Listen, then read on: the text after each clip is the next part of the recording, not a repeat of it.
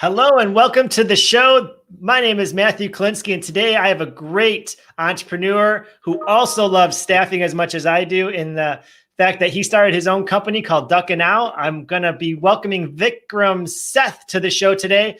Let's run the opening video and we'll get going.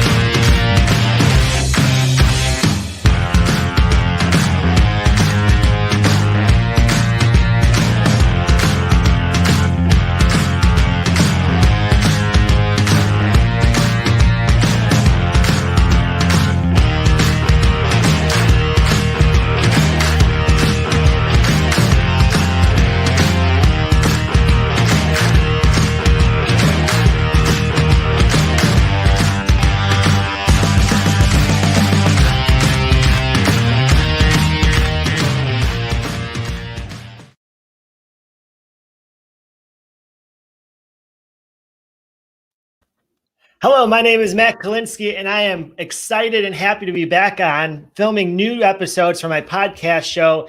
Today is a very special guest. So it is episode 24, and I have Vikram Seth on for our guest today. And what we're going to talk a lot about today, and what I'm hoping that you're going to get out of it, is really Vikram is one of those unique guys that I love talking with because he loves the entrepreneur space. He's a member of the entrepreneur organization, but he also loves HR, recruiting, and technology. So about 6 out of 6, we match on a lot of things when it comes to our passions, our hobbies, and how we want to contribute to society. But let me tell you a little bit about Vikram before he comes on the show. He considers himself a serial tech entrepreneur who likes to create new products and services that can help improve operational efficiency. So, right then and there, we're seeing eye to eye on everything that we do. As a foodie, he also loves to cook and appreciate sustainable farming. He is associated with Duck and Owl and Simpalm, and certainly as well as EO. So without further ado, I'm going to let Vikram join the show, and we're going to hear his story about how he became an entrepreneur. So hello, Vikram. Hi, Matt. Thank you very much for inviting me. By the way, I am super excited about your company. I can tell everybody about this company, man. You are the hottest thing in tech. Thank you very much. And thank you very much for inviting me to your show. And thank you very much for a very nice introduction that actually you made. I'm sure I didn't do it justice, man. You are one of those cool people. You're based out of Chicago now. So How did you get to where you are today? Because I'd love to hear this story again. You've told it a couple of times, but man, it's one of those textbook, from poverty to success type of stories. So I'd love to hear and share your story with us. Sure. I mean, do you want to know? I mean, how actually this all started up? How actually? That would be awesome. Start from the beginning. What kind of kid were you? Okay. For all those viewers, who don't know me, I'm Vikram Seth. I actually born and raised in India. Went to like a public school. Obviously, as you saw, when I was growing up over there, I have no intention of going into like a tech recruitment and all those type of, or nothing sort of entrepreneurship. Much of my family background actually come from like a very blue collar type of the jobs they were doing in India. And obviously, I did my bachelor back in India. Then I got a chance. A lot of people, they don't know. The moment I left India, the first country that I work was Tanzania. Ah, okay. So back in Africa, over there I work as their one of the pharmaceutical manufacturing plant, and actually I think that's where actually whole everything started. That's where actually when I see a lot of other people over there, like for especially the person actually who started that company, and he was actually almost, the 200 people were working over there. And that actually really racked my mind. Hey, you know what, how it is possible that this guy is actually helping to feed like a 200 people and their families. And then, I got a chance to talk to him, a couple of times. So he told me his story too. And he was a US citizen, by the way, but he actually started his company back there really? in Africa and making a pharmaceutical. And at that time, as a kid, I mean, I was just 22-year old at that time. So I was asking him, why did you, leave US and come over here? So he gave me a very nice story about his entrepreneurship journey, why he came over there. So I think that's the first time that I can say that I kind of like a taste of a little bit of entrepreneurship, and how it works and why people do that, or why people do those type of the risk. I have a very similar story. There were just these people that I gravitated to, those business owners, whether it was construction company I was working with or restaurants I would work with as a bus boy, but I would ask the question. And it's amazing when you ask questions, sometimes people give you some inspiration and light. So it sounds like he was a mentor, like your first mentor for you. Yeah, I mean, you can say that I was exposed because this person, I mean, didn't have much time to talk, but the very few snippets of his life that I got, like like a few minutes. So he was ready to talk, and he then that's why actually I said, like, that's touched my heart that, hey, you know what, this is something that I need to do. But even at that time, I wasn't sure that what I'm gonna end up in United States, right? So everything happened over was an accident. Right. It wasn't planned that, I'm going to land over here one day and then I'm going to start. So how old were you when you were working for that company? 22-year-old. 22. Okay. 22. And then when did you end up coming over? I think I came in the United States almost like over a decade before. I mean, around 2008, I guess. Gotcha. Yeah, 2008. And I remember that actually, I mean, when I landed over here, I mean, I landed in Virginia, Northern Virginia. I mean, the Dallas in Virginia, and one of my friends came to pick me up, and I remember I asked him, hey, what, do you have anything planned for me? He's like, no, I don't have anything planned for you. Right? So I thought, what I'm gonna do? He's like, what, I don't know what we're gonna do, because whatever the education that we have back in India, I don't think so it's gonna help you here. It's tough. I mean, it's one of those things, you get a lot of great experience, but especially in technology and in certain parts of the country, it's just tough sometimes. It was tough time. And 2008, I mean, the economy was not that great at that time, I remember. Right. Yeah. So, it was actually, I remember 2008 very well, because that was when I started one of my first businesses, and it was such a tight job market because people were staying in their jobs so much longer that a lot of my friends were graduating with master's degrees and they couldn't get jobs anywhere. And, it was just one of those, people were they weren't retiring and staying on their jobs. And it was just a weird market at that time. Yes. Yeah. So, I mean, you mentioned about like the bus boy, you were working as a bus boy. Of course. So that's how my journey started in the United States. And for me, it was very hard to actually accept that, to swallow that pill. I mean, in Africa, I was working as an expatriate over there, one of the pharmaceutical company. Now landed up over here and no job. And then I landed up my first job as a dishwasher. Yeah. Geez. So, but again, I mean, I learned a lot of stuff from the restaurant business. I think I think a lot of stuff that I learned about the, like a teamwork, collaboration, even though today I'm PMP certified, Agile certified, but I think most of the stuff that I learned from the restaurant business, I started over there as a dishwasher. I make my ways to the bus boy, and then I think when I make then bus boy to like a server. Then at that time, I mean, and I didn't know that all those back in India or Africa. I mean, like I remember when I used to work over there, they used to pay me, I think, the point system, because for me it was difficult to understand that, hey, they're not gonna pay you anything, you're gonna make a tip. So, wait, excuse me? Yeah. So then I saw like how it's gonna work. I mean, and that. I mean, Matt, if you really want to make a tip, you need to know how to hustle. Oh yeah. Some of my best employees I've hired that are still on our team today have all restaurant experience, and I have 7 years of restaurant experience. Wow. So I'm a firm believer that restaurants really define work ethic in some way, especially when you're in, your younger years, to kind of get a foundation. So 100% agree. Yes. So I learned my way over there. I learned how to cook food. I mean, but since, I mean, they, according to them at that time, they were saying that, hey, you know what, your English is better. So they said like, you should work outside. So walk me through how you then got into Georgetown. Yeah, sure. I mean, so like, when actually I came over here, I mean, so I think my thing was, I want to actually polish myself. I want to go for the higher education. So that's actually I remember, I mean, how I actually met my partner, who's my partner right now in my business. So he entered in a restaurant, I remember, and then, just like, it's, I don't know, whatever that you want to say, it's a revelation or something, that something comes in my mind that I should talk to this person. And even at that time, he was not a business owner, but I talked to him and I said, like, you know what, I wanna go for the higher studies here in United States. And remember, I mean, when I talked to him at that time, I didn't have any money in my pocket. Right. And he said, like, yeah, I mean, you can go and actually you can try for an education. And that's how actually it started. The first university that I went, it was not Georgetown. It was like a very small school. Okay. I wasn't satisfied, right? Because I mean, me growing up in India as a kid, imagination of mine university in the United States is a big lush gardens, the big campuses. It's what you're used to, right? Yeah, right? yeah. And the university that I ended up, I mean, it has nothing to do. It was like a simple building, right? And I couldn't digest that, right? Because I feel like, what, in United States, I mean, everything is like like a big, the universities are big, the campuses, the campus feeling. And I remember since I was not satisfied, so I was working simultaneously on my server job. And one afternoon, I asked the restaurant owner, what do you think about the Georgetown school?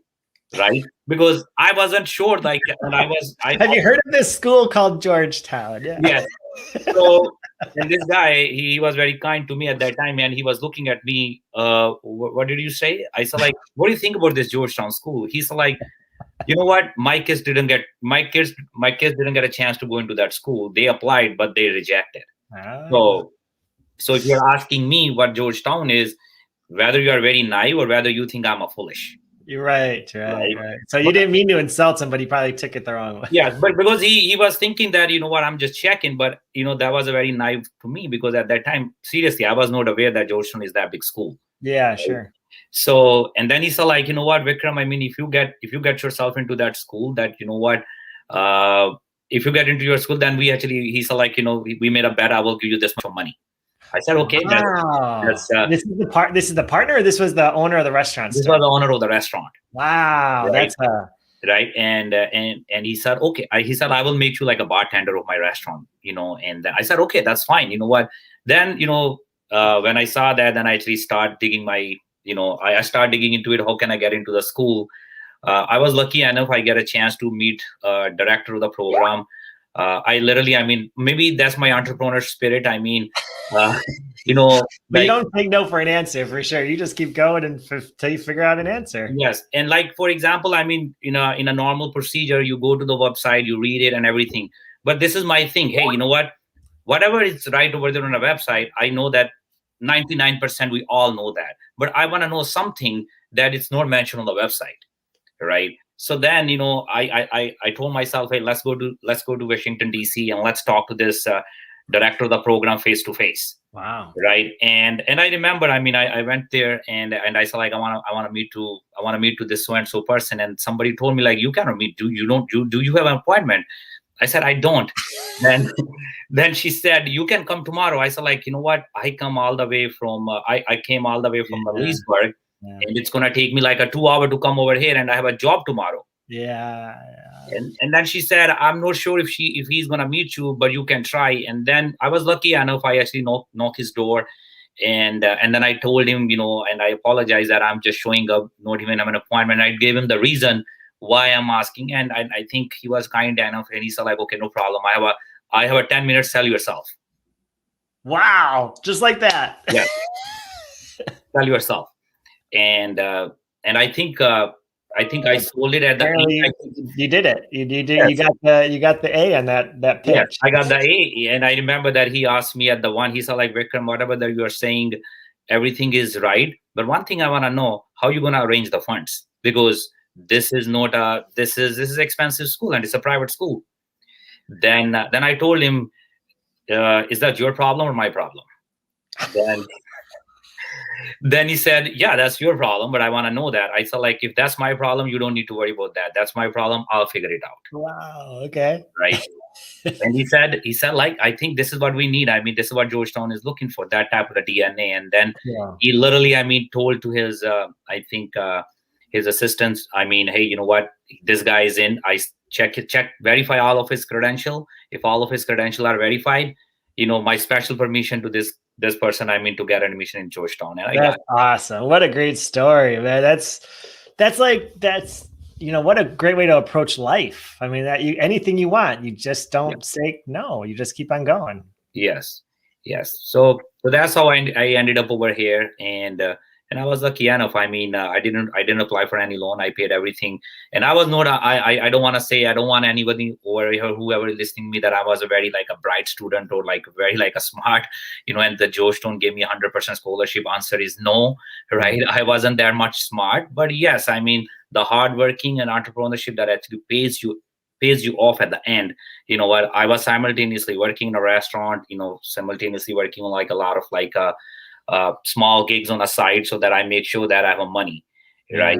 There are always a two-way around, whether actually you can go and telling people, hey, I don't have a money, or whether actually you use that time to make the money.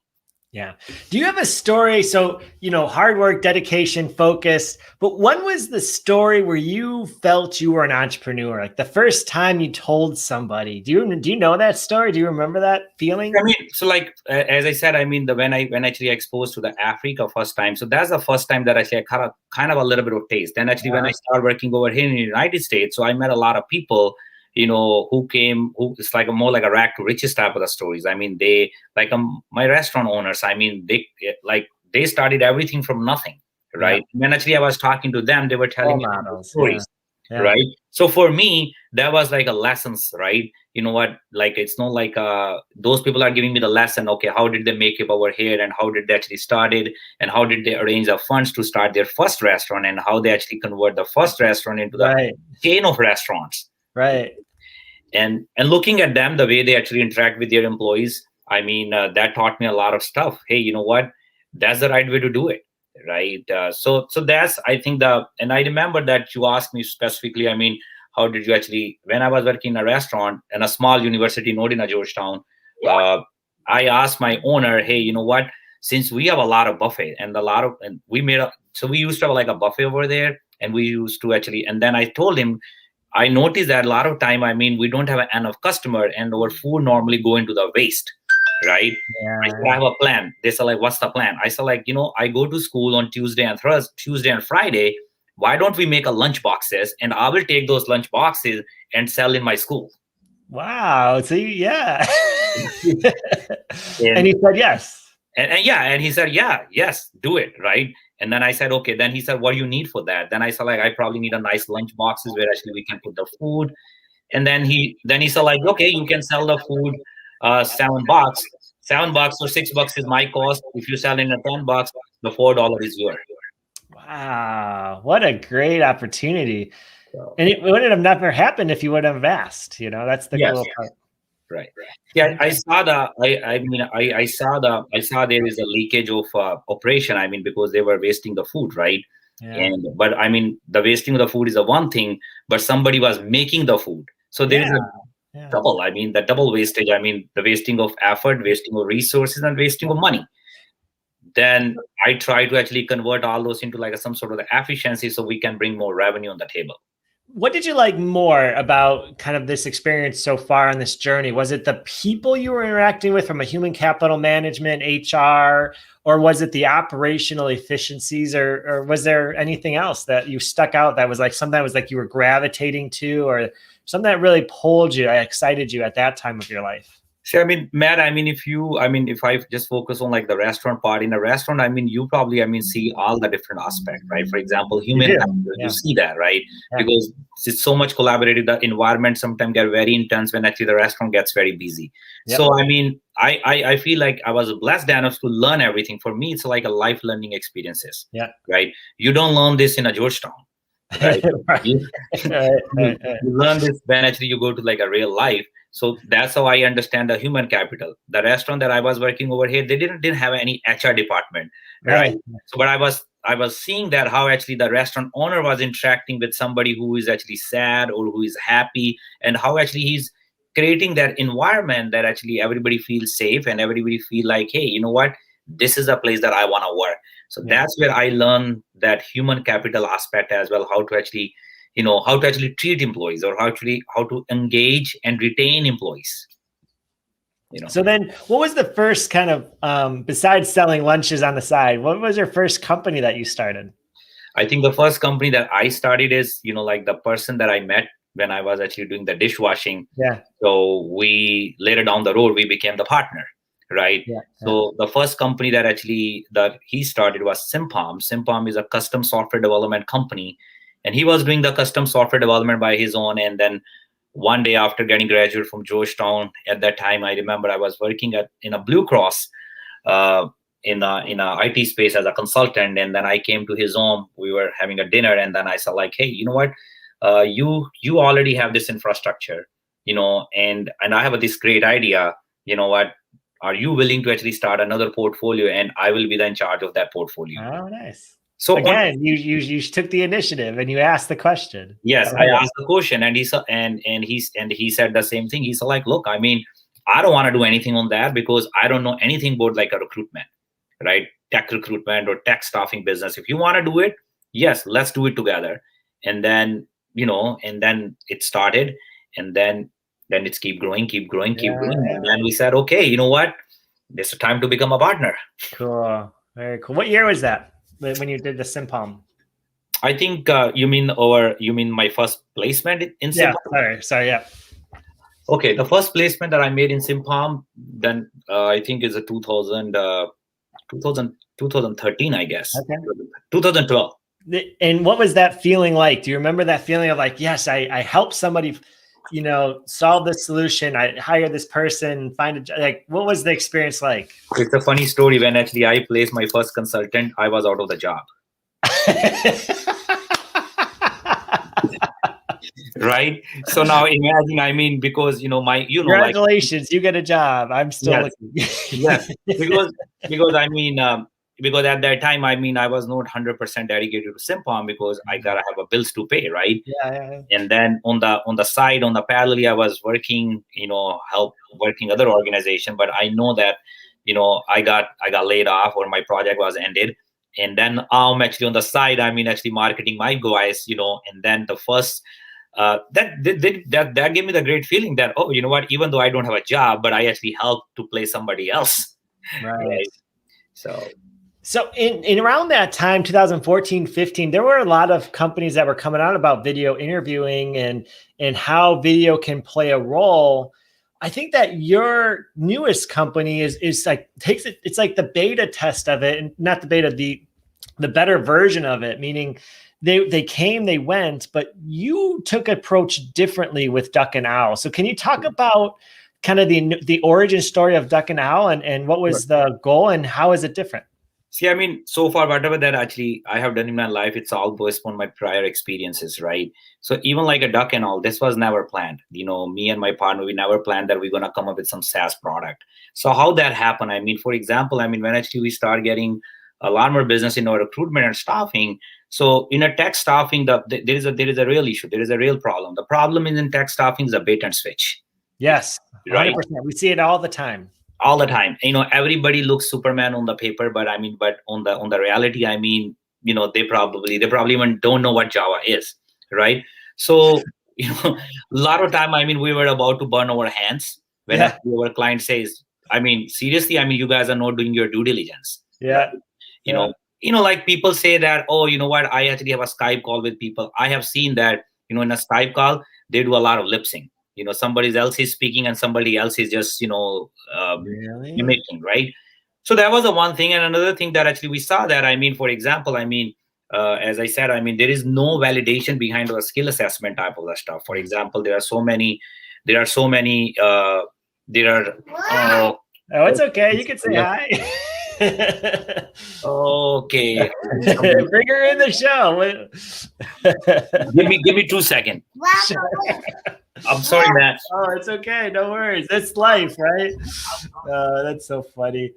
One of the coolest things that I'm hearing from this story is really about how Vikram has really continued to push the limits from one to another, never happy with the next. So let's go back to him and see if we can hear further about the story about what's going. All right, there he's back. Sorry about that. It's okay, man. No worries. So I mean, so like we saw that, and another problem that actually we saw that the validation of skill assessment. If you go and actually say like you want to send somebody a Java test, I mean, and I want to check the Matt George Java skill set, and I send you the link. Don't send me the link first off. You can send that link. You can send that link to me, or you can hire someone else on a Craigslist and actually have that person to do this. What's the validation behind it? Who is doing what, right? And then the poor recruiter who is thinking that I'm talking to the Staller, but the Staller is not a Staller. He's a clever person. He's just using somebody else's knowledge to answer all those questions. So all that data that actually we are seeing on the skill assessment, if somebody make 80%, 70%, actually that's not real data.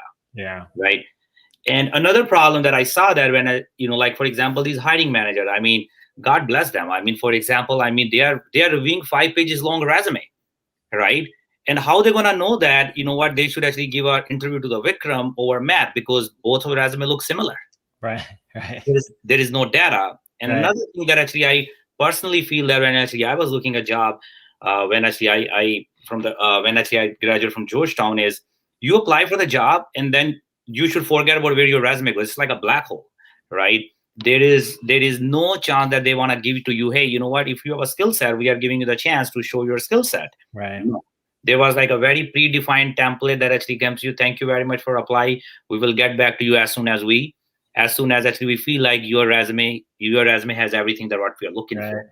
I feel like what you're describing is exactly out of that movie, The Internship, with the Google movie. I don't know if you remember. You see that where it's like C++, keyboarding.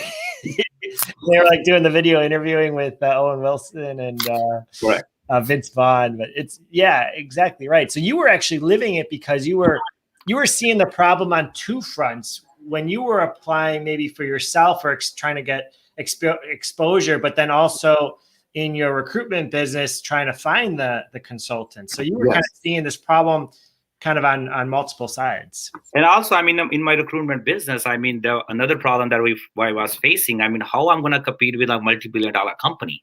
Because if I'm the vendor, they are vendor too, right? And they are like a big army of the recruiter. I don't. Right. So then how my resume should look different. Right. So I was always thinking, what else I can actually send to the hiring manager. Right. That actually made my company look different. Right. And Matt, I mean, so like you asked that video interviewing is like is a old, I mean, it's in a 2008 or 2010 and how you guys approach this. We approach this because when actually we create Duck and All, we only create for internal use, by the way.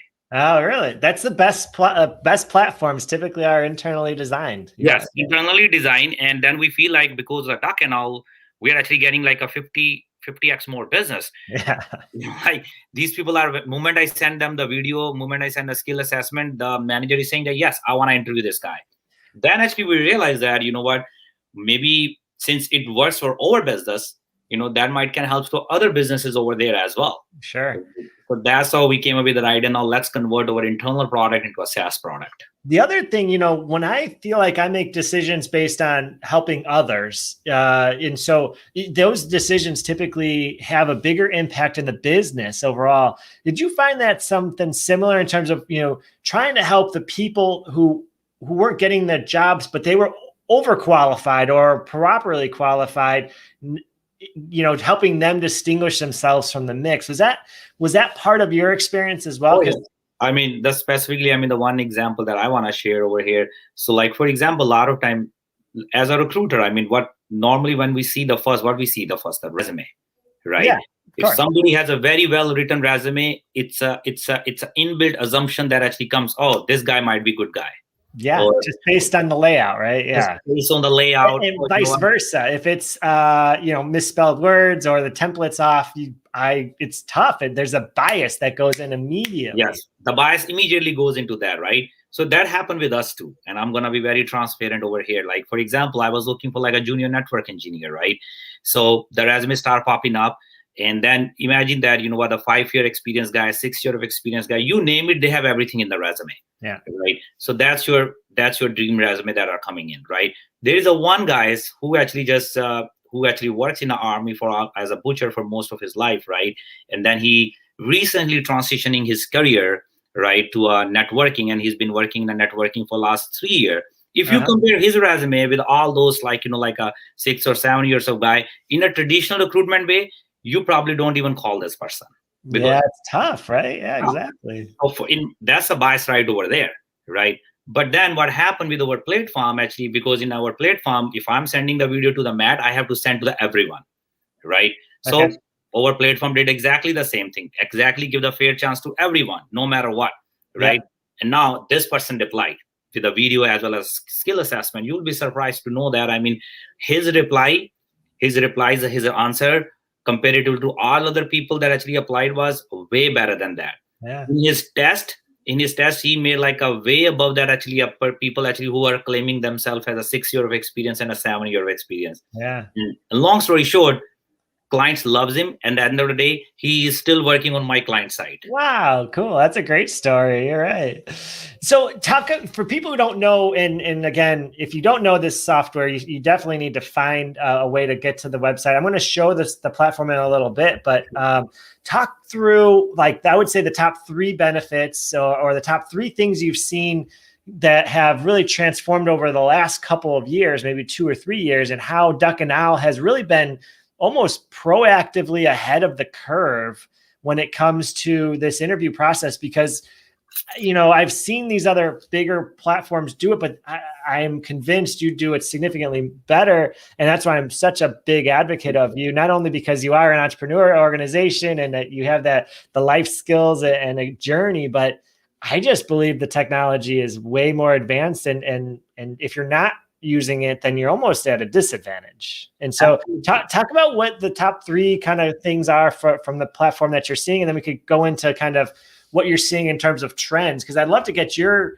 thoughts on what you're seeing on the front lines of the HR movement, the capital, in terms of what's needed to make placements these days versus, potential for hiring. Right. So I think the 3 top things that actually I think the benefit is, again, I'm going to speaking just because of my experience, because we use Duck and All on a daily basis in our recruitment business, right? So engagement with the Duck and All, you will get a chance to make an intimate relationship with the candidate as a recruiter the moment the candidates see the job description, and I will tell you how later. And also, I mean, the time, right? It's a big time saver, right? Because rather actually playing ping pong communication, I mean, you're literally, sending the candidate. So it saves times, not only the recruiter, it's also save a lot of time, the hiring manager as well. The third and most important is it completely remove the biasness from your recruitment process. So if any audit happen tomorrow, somebody say, why you hiring a Matthew or Vikram, you have a data to support that. So you are making your recruitment as a data driven. And the same thing, a lot of time, when I talk to the hiring manager who's sitting on the client side, they say, like, sometimes, we have this feeling, okay, we are getting this resume from our vendor, but are they being biased or are they being not biased? How can we make sure that? Because, right? As the end user customer who's buying the product, right? Yes. The person, the service. But when you submit everything through the data, through the Duck and All, they have assurance that, okay, they have given a chance to everyone. Like going back to my earlier example with the person that I told, now look, client is very happy. He's supposed to pay way much more to like a 7 or 8 year person. Now he gets the same skill set with a lesser experience. So it's a win-win situation for everyone. Yeah, it's a win-win. That's good. So it's almost, you would use, and I agree, we've put it out to our network and it's just been, greatly appreciated by all of our authorized dealers throughout the country, that it really gives people almost an unfair advantage for the people who are using your platform. But you almost can phrase it as it's a benefit for the end user customer to really see the skill sets out there in a very unified manner and operationally efficient manner as well. Yes, correct. And the way we designed, a lot of time, you might have heard that, there are some companies who are doing similar type of the work, but they charge arm and leg. But over actually the platform is designed in such a way, no matter what, whether you are a one-man army or whether you're enterprise, you can easily afford. Well, and the templates are such that you can have like a couple modes, right? So you can ask a question that they're blinded to, they see the question, they have 10 seconds or 15 seconds. Correct. So then the camera turns on automatically onto their onto their screen. But then there's also the technical part where you can actually monitor the screen, how they're answering the questions, if they're looking it up on Google, or if they're actually just going smoothly typing it. We will give them a red flag, if they are trying to do that. And also we are enhancing it, so we're gonna give recruiter a more data as well, where actually tool will help you. To understand that whether this person is a more on entry level side or more on the experience side. Yeah. Just based on how they're phrasing their code. So most of it's been developer focused, but lately with the trend in COVID and changes in hiring practices, I've seen a lot of success in outside of the developers as well with your platform. So trucking has been one of them. Trucking but is also one of them. Call center type. Warehouse is one of them. Warehousing, call centers, trucking. You're like really restaurants. Because rather actually calling everybody over here. The restaurant people are using this, and the results are amazing. I have a couple of people. Who are a lot of actually the PT and OT type of the people. And it's surprising. How it works. I have one customer, and he has a lot of OT. Occupational therapist, and then he actually sends the video to that person, and the person gave the video, and the person call. Like the company who was using it, because they ended up hiring that person. Then so like, can you give me the connect? Can you give me like a contact information or duck and all guys? Because my husband owns a roofing company, and I think this is the best product. That's great. That's not even like within a similar industry. That's roofing. That's yeah. So because we have everything. Like for example, if you want to use skill assessment, you can use it. But if you're not gonna use it, you're not gonna pay for that, right? But you have that. And also, for the roofing companies, if you wanna make your own skill assessment test, we are here to help you, and and you can give to your people as well. Yeah, that's fun. I love, in the book I wrote a whole chapter on the types of entrepreneurs. And one of the chapters is really those problem solution type of entrepreneurs, just like you and me are both in that same category. We invent something, but it's a solution to a problem that everybody has. And it's really one of those things where you're just trying to help yourself and others live a better life more efficiently, more effectively. And I think the software goes right along with it. So, and especially when actually you're going to make the solution because you are trying to solve a problem in your own business. Yeah, exactly. You're a problem solver. So like that's how we started. We didn't try to sell something. Since from the beginning, we created this to solve a problem in our own business first. What's the story behind the duck and the owl then? So how did that name come about? So as you can see from the sign, the logo looks like, the half duck and half owl. So that's why we call this duck and owl. Why we call this duck and owl? Because, the moment actually the recruiter posts a job, hundreds of resumes start coming, right? So our resume screening actually will tell you which resume has a more percentage match. Just like a duck, duck normally plays in the mud and try to find the food out of the mud. So our duck is actually trying to get you a best resume, so you can prioritize the time. Okay. The owl part comes if you as an ice, and also the owl is very wise, right? So if you try to cheat, our owl is looking at you. Our owl is gonna give you a red flag. Oh, okay. It's like the all-seeing eye or something. Yeah, all-seeing eyes, correct. You can say that. And also, our owl part also come from our video job description, where as a recruiter, you can make your own video, try to sell your job to the candidate. That's the coolest part. I'm glad you touched base on it. That's one of the best feedback I've gotten from the people who've tried it, is really, it allows the recruiter to say, listen, this is what we're looking for. And you might not read all the details, but just listen to me. Is this for you? And I think it saves time on both the candidate and the recruiter. So again, it's the all around picture. It's all around package that you're offering. And correct. I think as we move very quickly into a Zoom based world, I think you were already there, which I think has given you the kind of the advantage, from that standpoint. Correct. And also, especially, in a non-tech job, like you mentioned about a driver job, restaurant job, the video job description is really helpful, because driver doesn't have a time to read your entire a job description. No. So driver goes with a face value. If they feel like, hey, you know what, this is a person who is actually recruiting, or this is a person who's a hiring manager. We have the company where not only the recruiter, the hiring manager herself make a video and actually post it over the LinkedIn. Yeah. and then driver side, and then drivers start applying.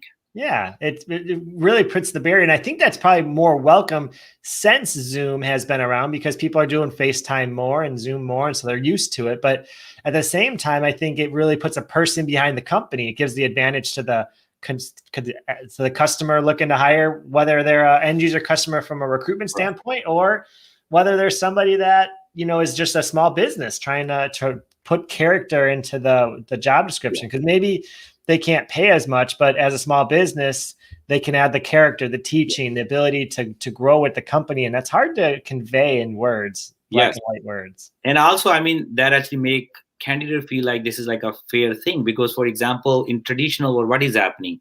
You're asking me so much information about me as a candidate, but you are not giving me even a guarantee that you're going to give me an interview. And top of that, I don't even see that who is the recruiter working on this particular case. Right? At least showing your face, you are saying that, hey, this is me, real person. Right? I need this information from you, your first name, last name, email. At least there is some sort of like a connection or intimate connection that as a recruiter that you can establish with the candidate to make them feel safer, especially these days when actually there are so many scams going on over Indeed. Right. Yeah, it's one. If it's not one thing, it's another. So you joined Entrepreneurs Organization 2.5 years ago. For those who don't know, Entrepreneurs Organization is a 15,000 member global organization specifically designed for entrepreneurs. We have chapters throughout the country. I'm part of the Tampa chapter. Vikram's part of the Chicago chapter.